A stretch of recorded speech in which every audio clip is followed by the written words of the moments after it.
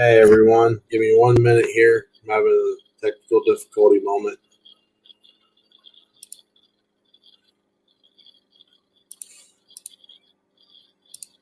Alright, that should clear that up, and we're back. Sorry about that. I didn't realize I didn't have my camera plugged in. You know what? I'm just going to leave that in because that's kind of a funny goof. So, it is what it is. Anyhow, welcome back to another episode of Hotel Nerd Ranks. Today we are doing top 10 movies. Again, these are my top 10. Might not be yours, which is fine. I know I'm going to get a lot of flack because there's a certain set of movies that I don't have on here, and they just didn't make the list. I'll be honest, the most well-versed of the 9, hint, hint on what I'm talking about, misses the mark at number 11. So, with that being said, let the controversy ensue, and let's get on with the top 10 list. Number 10, The Exorcist.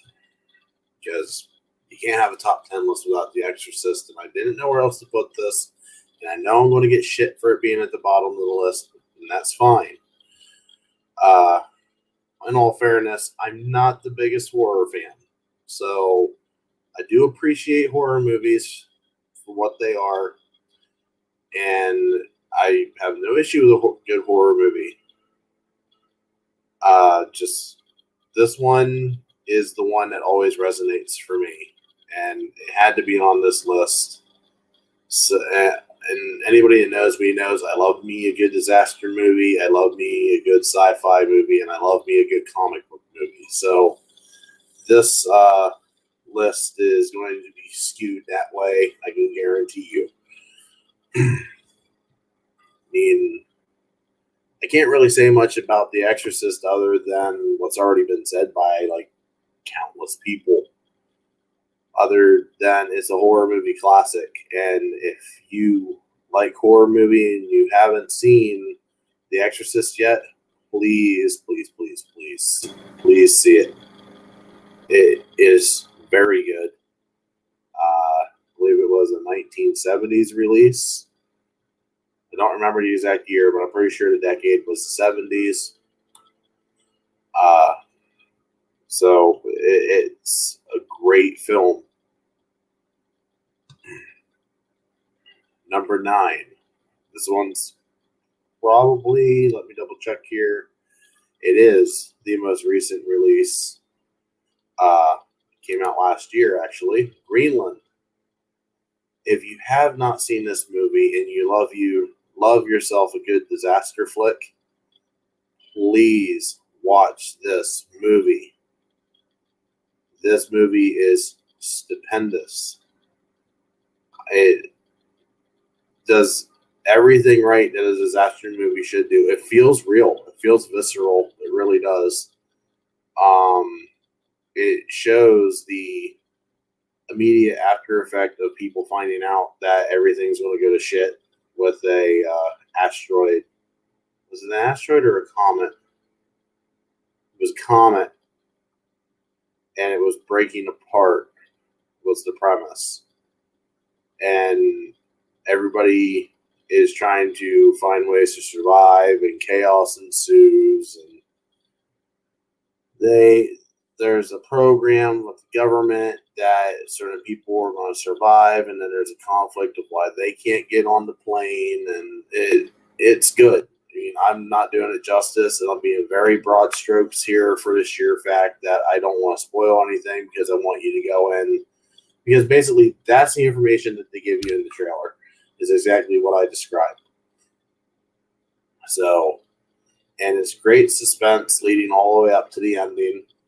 It's very nice spacing points. There's multiple points that there's disaster moments. It is very well done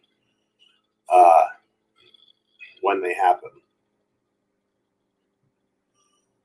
Number 8. Bad Boys 2. And I know I'm going to get shit for this out of the trilogy that I picked Bad Boys 2.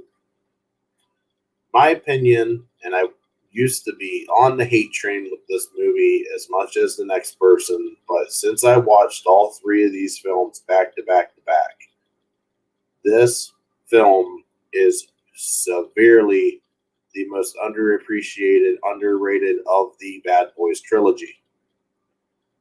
Bad Boys 3 goes so far, or I guess Bad Boys for Life, which is, I hate that goddamn title. This film is complemented tremendously by that film. So,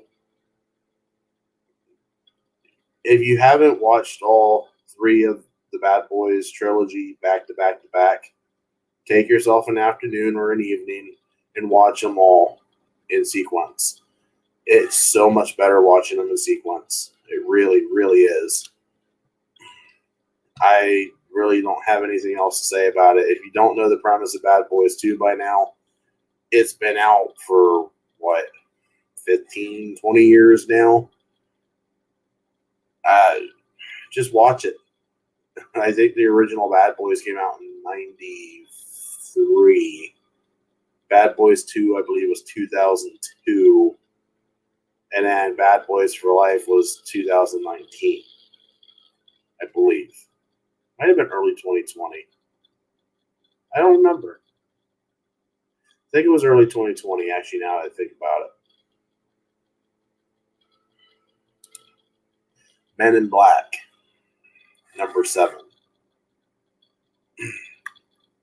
First off, did anybody think that Tommy Lee Jones could ever be in a film that was slightly humorous? Ever? Anybody? Please, if there was, give me a show of hands by leaving comments. Because I never pictured Tommy Lee Jones being in a sci-fi comedy, let alone a sci-fi comedy based off of a comic book, which is surprising that many people don't realize that Men in Black is based off of a comic book. Being honest, I didn't know this till a couple years ago. And I feel really stupid for not knowing this. But it is what it is. So I'm always open to learning new things, and I was very pleasantly surprised to find out that this was a comic book series. I do know that there was a cartoon when this franchise launched with Men in Black, the film, and the cartoon was really, I want to say really good. It was okay for what it was.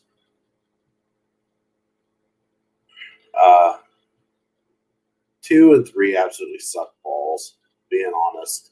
The original Man in Black was by far the superior of that trilogy. Number 6, Black Panther. And first and foremost, I'm going to be honest, I'm going to give you my number 5 right now as well, because I cannot address this movie without addressing Chadwick Boseman. He killed this role. Completely killed this role. And my number 5 is Infinity War. So, with that said, he had cancer.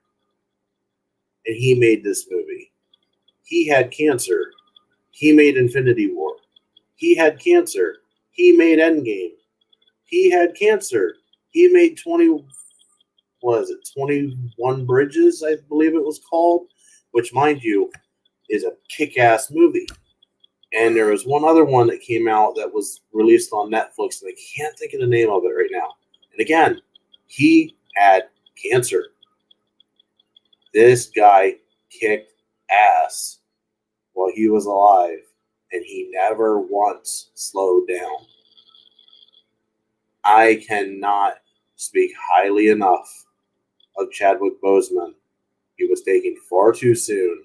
He was a great actor, and by fucking God, he was a warrior. You keep pumping out films even when you have cancer and it's killing you. Most people would tap out and lay in bed. But no, he got up and he did 14, 15, 16-hour days to make films for you, for me, and for the world to consume and enjoy. He made a tremendous mark in a very short amount of time. He made the absolute maximum impact with the amount of time that he had to where he broke out to be a top tier Hollywood star. And even so, he was surrounded in this movie, and I mean, obviously, the MCU as a whole, he was surrounded by great casting around the board. I mean, anybody that says the casting in the MCU was crap, I'm sorry, I disagree. The MCU casting was pretty spot on as far as it could get. But God, I wish Chadwick was still here. He was putting out such of the best movie material of this generation. And we lost him way, way, way too soon. It still hurts me that he's gone. And again, with Infinity War, 18 films leading up to the final confrontation with Thanos, at least the first half of it. And this movie goes against the grain of so many superhero films. And if you haven't seen this film already, I can't really talk about this film without spoiling the ending, but the superheroes lose. That never happens. And we lose Black Panther in this film.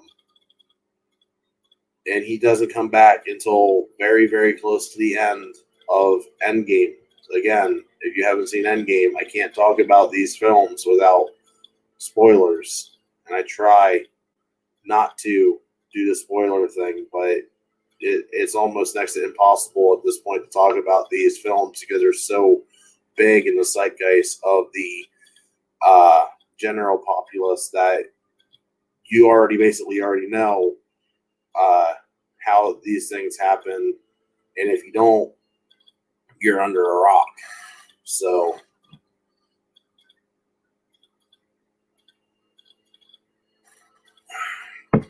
apologies for me having to take a drink. By the way, I want to show this off a little bit. This was made for me during Christmas. I love this glass. Absolutely love this glass. My girlfriend's one sister went and custom made this glass for me.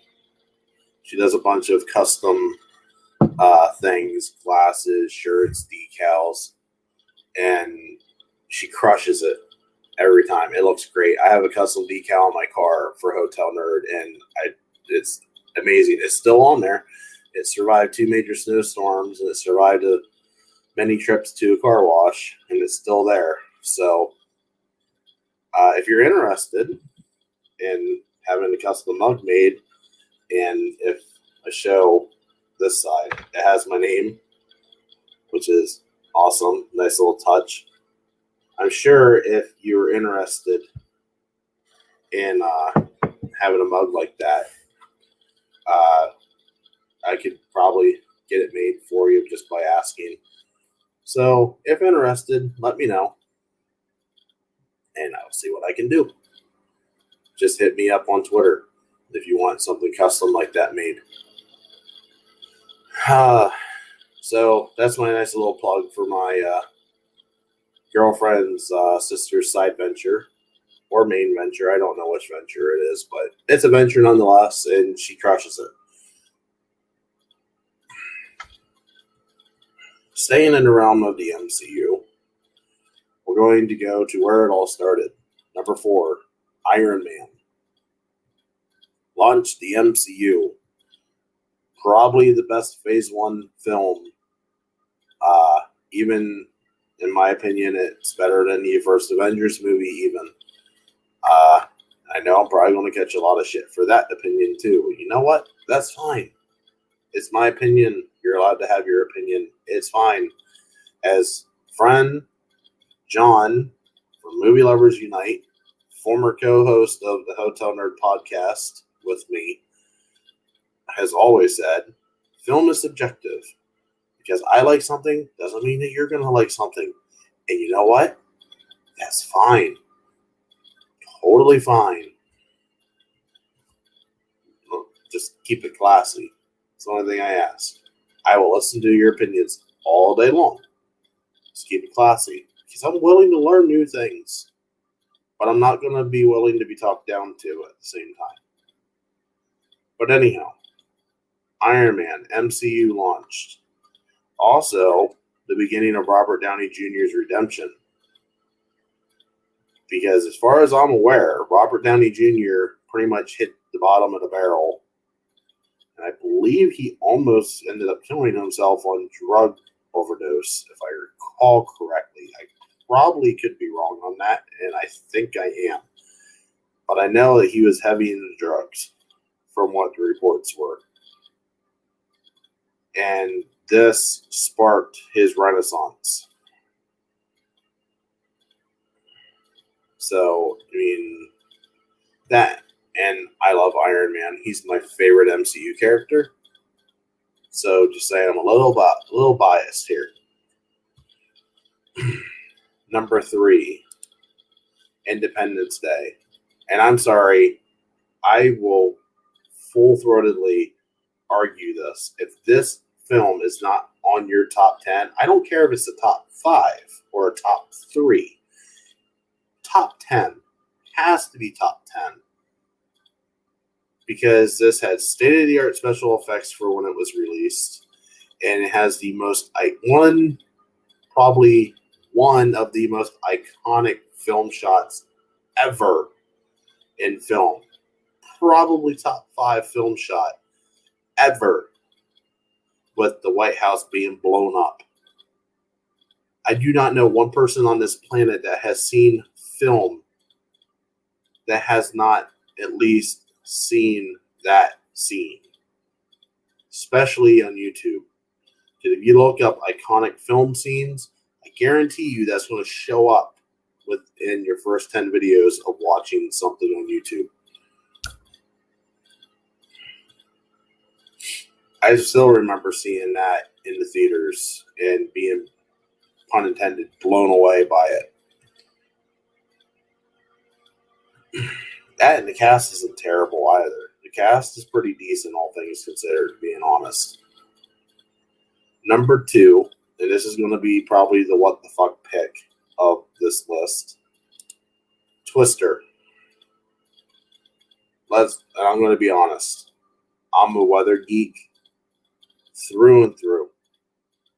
Total fucking nerd when it comes to the weather. Love it. I've been paying attention to it ever since I was a kid. Used to lay in the yard and watch the clouds and watch the storms grow and watch them pass through the valley where I lived with my grandfather on the front porch. Almost been struck by lightning a few times because of my own stupidity. I've storm chased. I've almost been hit by a tornado by a total fluke of an accident. My own stupid fault, being absolutely honest. Because I definitely put myself in the wrong spot at the wrong time. But this movie, I have 3 reasons that this movie is on this list. It's a memorable movie because if you say the movie Twister, people know what you're talking about. They might not know the people that are in it, but they do at least know the film itself. This film is extremely quotable, very quotable.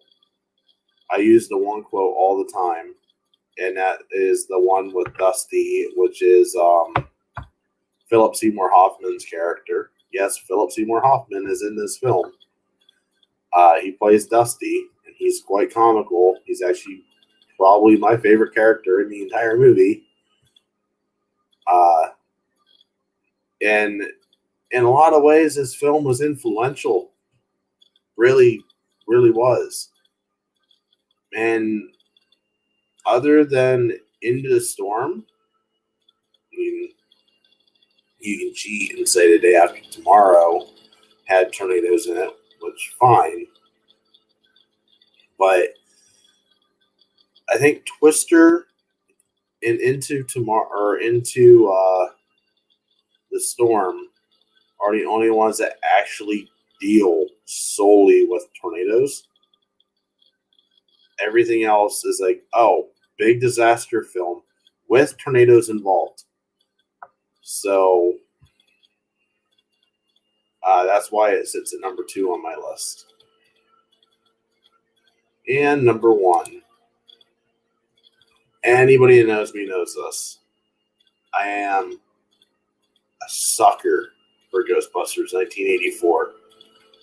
Not such a fan of the 1989 Ghostbusters 2.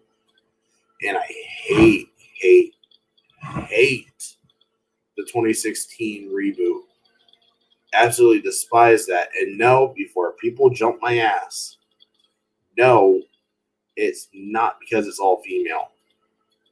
It's because of the cast, but it's not because it's all female.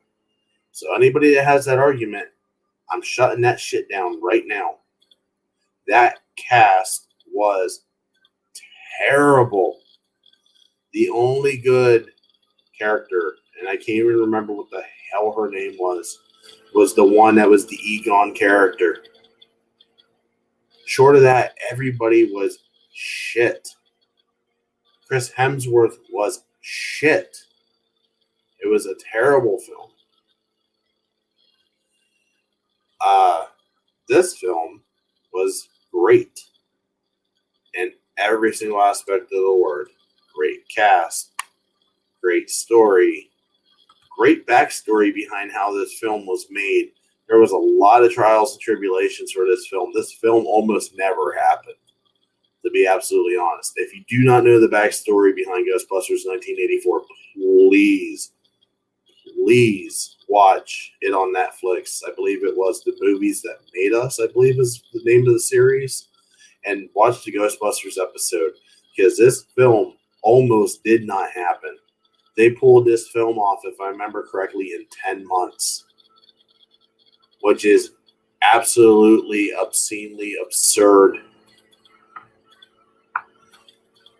This movie is very memorable. If you say Stay Puft Marshmallow Man, you know what the fuck people were talking about.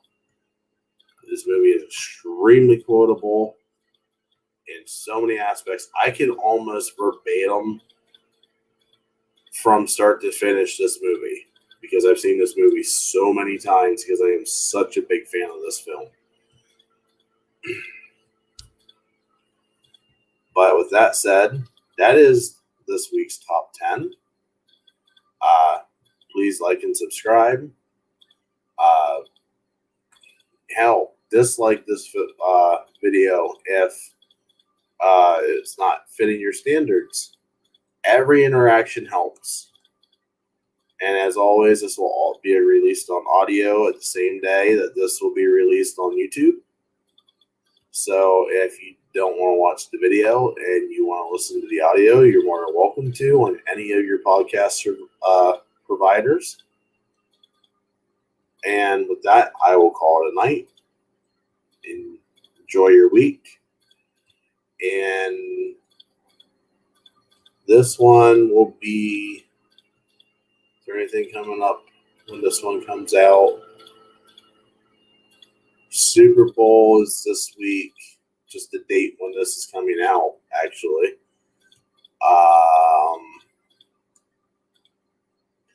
This will be before the Daytona 500. So this will come out the night before the Daytona 500. So if you're a NASCAR fan, enjoy the race tomorrow.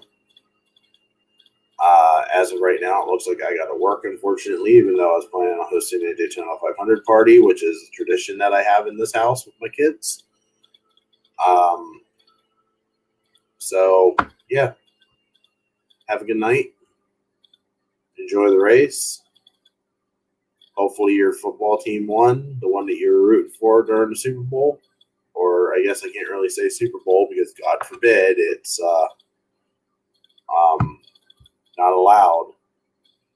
Probably have to censor that, or YouTube will automatically censor it for me, one or the other, every time I say those two words, God forbid. But yeah, we'll call that a night. Hopefully we will have the next episode of Let's Talk Up here pretty directly, which will actually be a Ghostbusters episode featuring John from Movies Lover Unite.